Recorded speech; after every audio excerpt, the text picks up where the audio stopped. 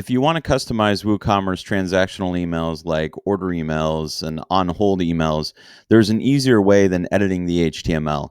So if you head over to one of your emails like processing order, you can see down below there's a view template button and the raw HTML is listed below.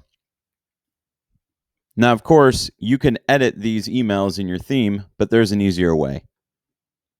Let's head over to plugins, add new,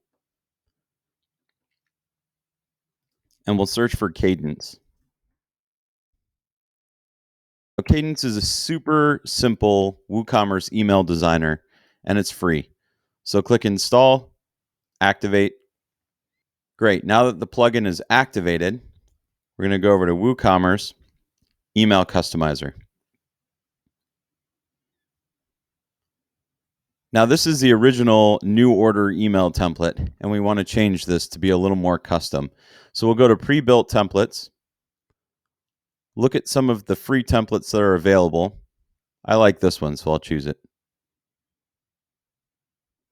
Click Load Template. Click OK.